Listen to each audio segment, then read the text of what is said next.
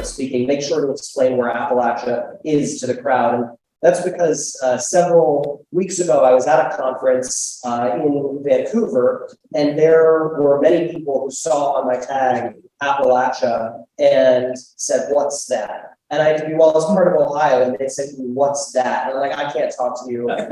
That's been one too many steps removed, and equally concerning, but much more understandable. Folks who saw Athens on my tag and thought that I might be Greek.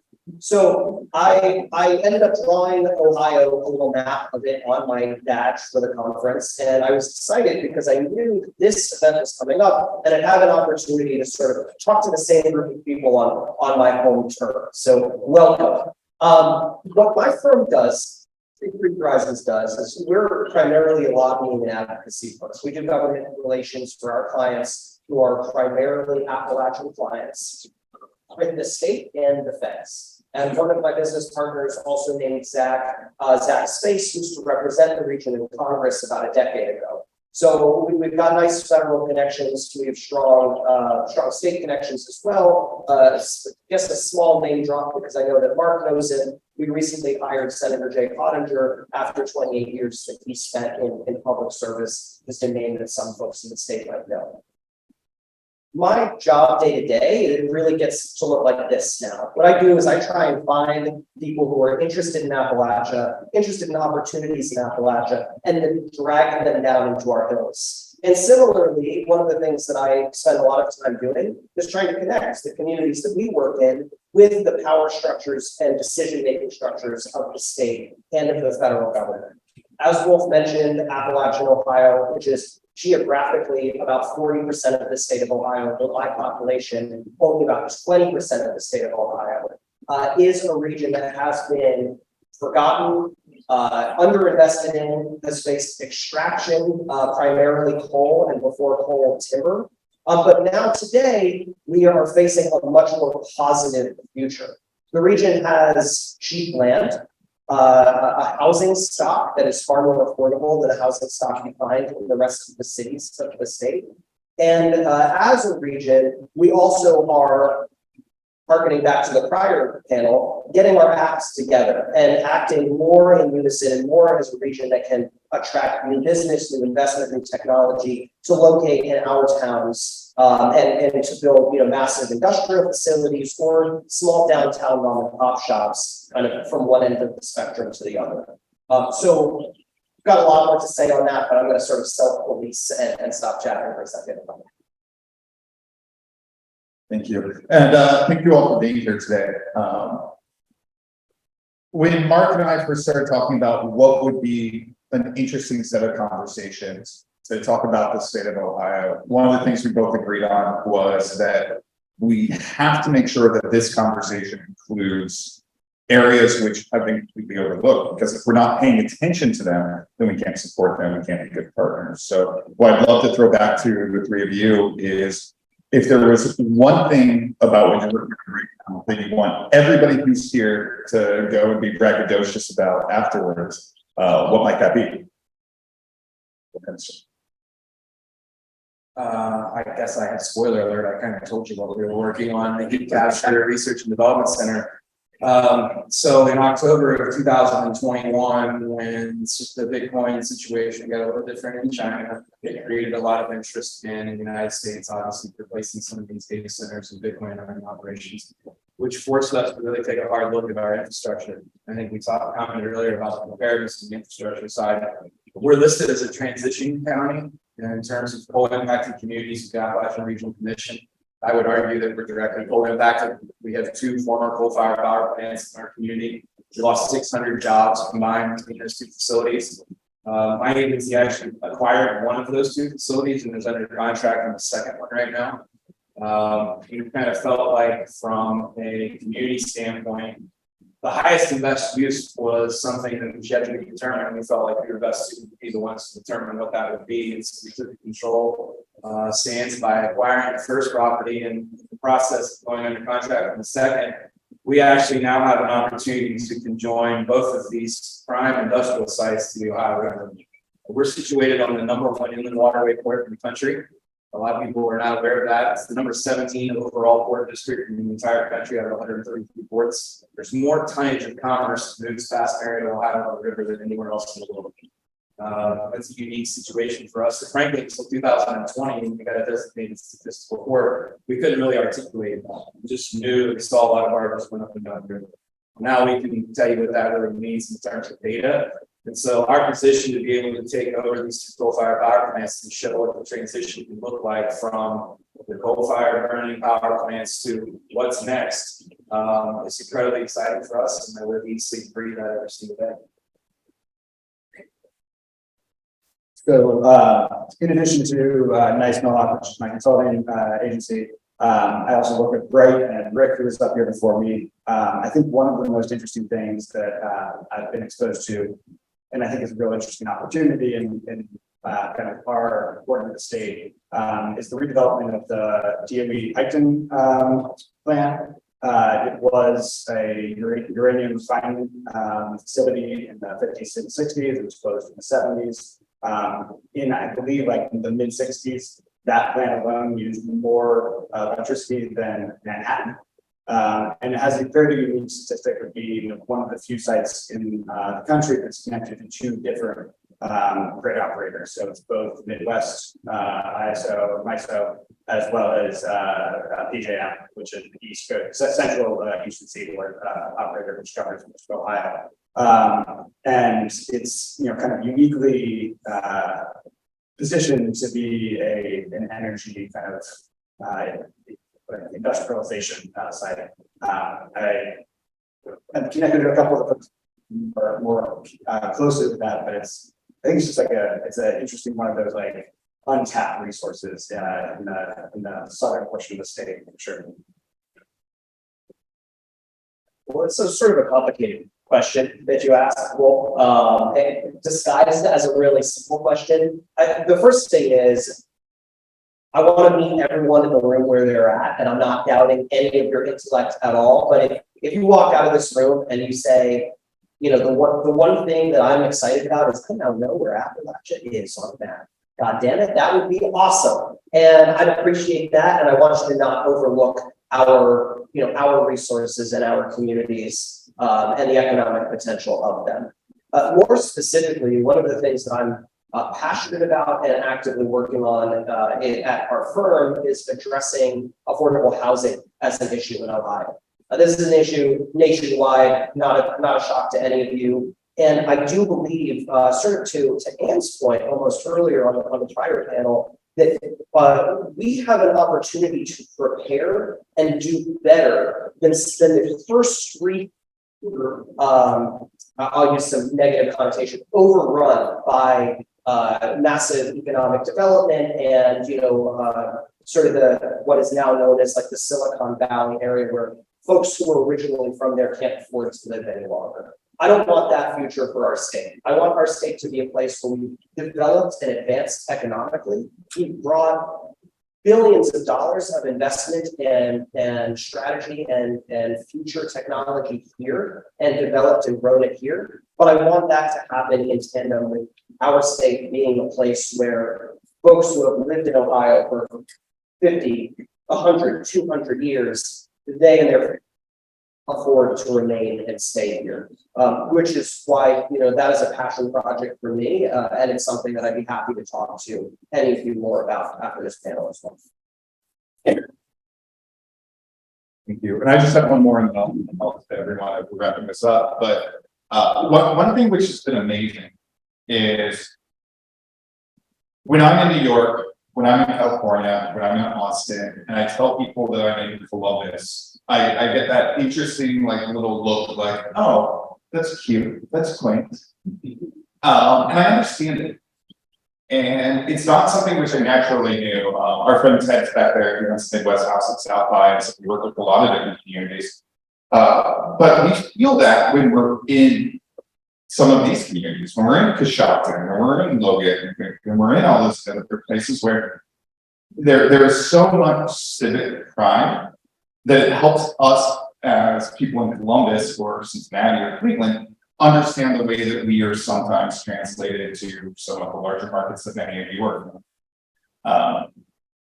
one thing which I've been able to point out over and over again over the last year is the success that Athens has had with one really great exit. And there have been many, many incredible exits out of Appalachia. But there was one which happened during the pandemic of something which the entire world needed. And let's just say that within 6 months, maybe 100 people in this community became millionaires. And the change that has happened, the ripples which have been created, have helped elevate the entire state from an area which we were not looking at. And so, in the last panel, Jack and Ann and everyone were talking about their angel network, which is Queen City Angels. Which, if you're talking to the National Association of Angels, is sort of the gold standard of what an angel syndicate network can be. And there's one now popping up in Central Appalachia, in the Athens County area. I would just love if we could get a couple seconds from any of you to talk about how that is going to change the region and how we could build more of those in order to help all of our areas out. The Athens, Ohio Investment Alliance is the angel fund that just was created at the beginning of this year. It's a small fund, very much a fund one. We still get it? Yes. Well, I mean, if you're an accredited investor, which all of you are. I work on the deal flow committee. I'm invested in myself. We're looking to do small, first institutional money checks, 50 to 100K, into Athens and Southeast Ohio regional or region connected companies. We will do some definite into one of those area companies if they have some connection that we can kind of pencil out to Athens and the Southeast Ohio region. Right now, it's looking like it'll probably end up being around $2 million fund, which is a nice small kind of rural angel fund. We're connected to about 29, I want to say, other small angel funds throughout the Appalachian region through the Appalachian Investor Alliance, which also helps us by running a lot of our back office. And so it's, while our fund itself is fairly small, quite small. We have other kind of like-minded funds that we can share capital flow with, that we can kind of learn best practices around. It's a new thing for me because I mostly work with startups that are raising larger, rounds that are larger than our fund size. It's been nice to be on the angel side of the fence, a little bit more, more active, I guess, in the last few months. I want to know if anybody has any questions. I'm trying to keep us right on time here, but to answer Wolf's question and add to what Ben said, one of the greatest challenges of our region, the region that I work in, face is that we don't have sort of wealth in the region. We do, but not in the same way that you are used to in the communities that you work with. Most of that wealth has been extracted over the last 100 to 150 years. What Wolf just mentioned is going to start rebuilding that locally housed wealth. And we're really excited about that. We're really excited about the opportunity to reinvest it in the region. And the note I'd like to end on, something I've been thinking about a lot, is that much like Ann and much like others who have gone on to do great things around the country, the Appalachian region has seen an exodus of folks who are now in tech roles at Google and who are teaching and running angel funds for private universities. We have a massive diaspora of resources that we can tap on, and we're actively working on tapping into for our region, for the better, and also for the better of this state.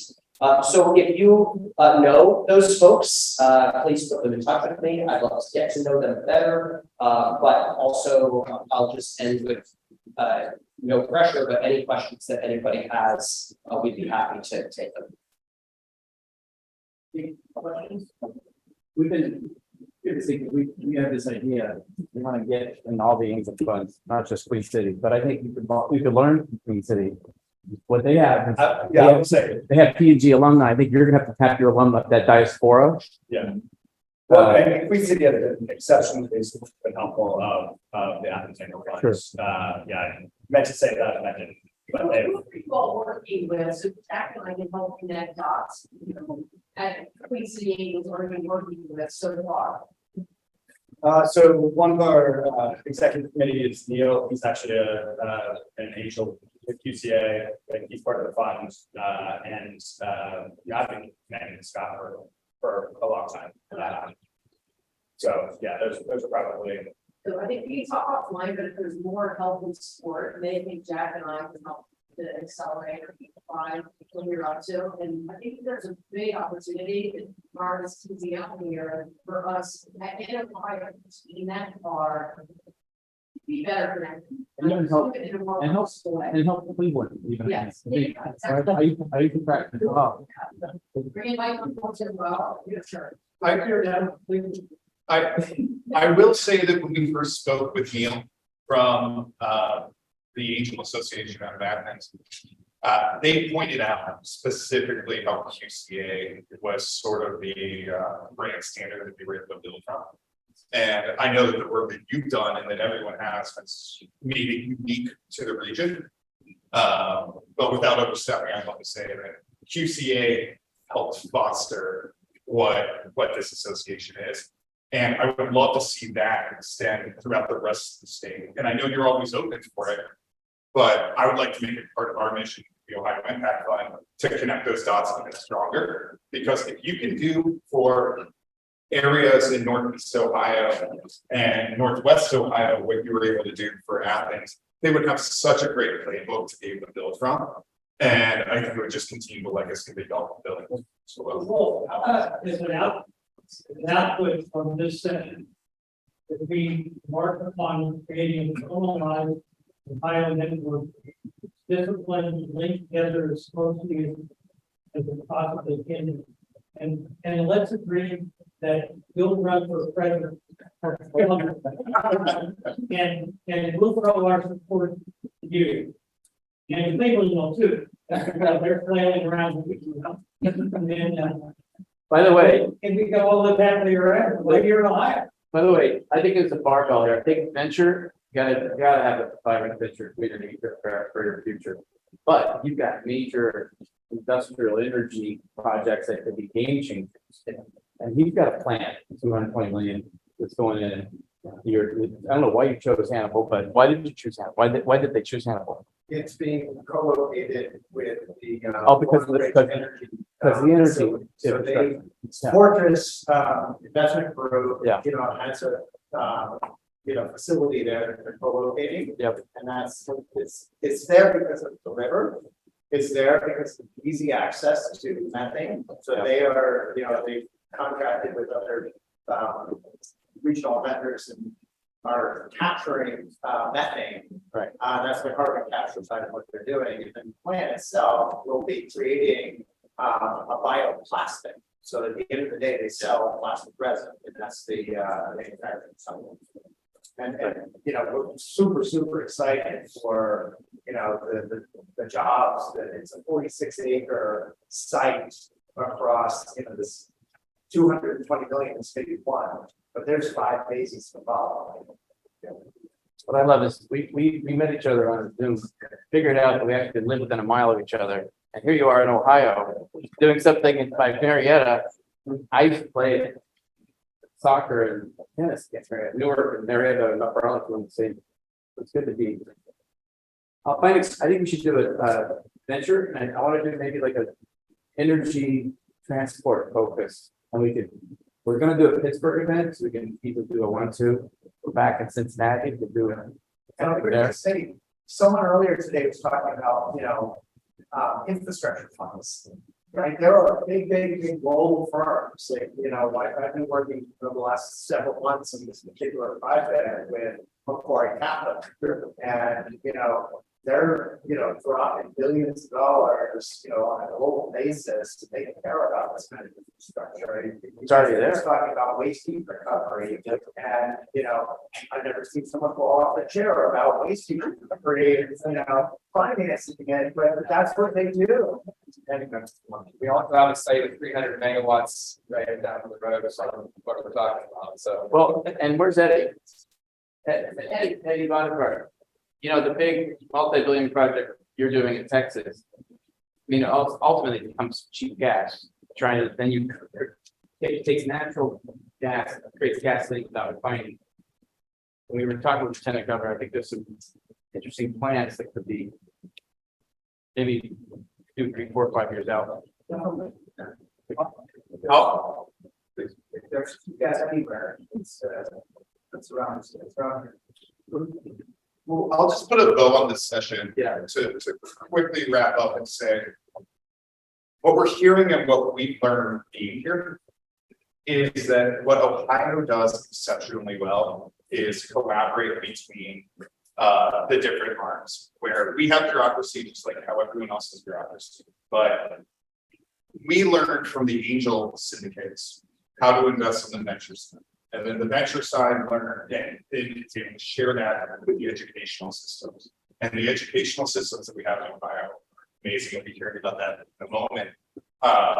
But it's the fact that everyone collaborates without ego, being able to say, okay, this is what you need, this is what we need, let's figure it all out together. And that's part of the Midwest honesty that Jack brought up. The work that everyone is doing is moving things forward. And it's all of your outside resources coming in that can amplify our efforts. And so our ask is that you support what everyone's doing.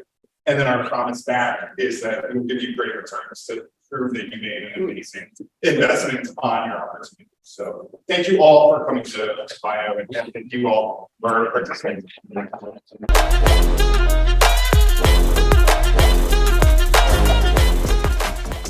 Come join our 361 firm community of investors and thought leaders. We have a lot of events created by the community as we collaborate on investments and philanthropic interests. Join us.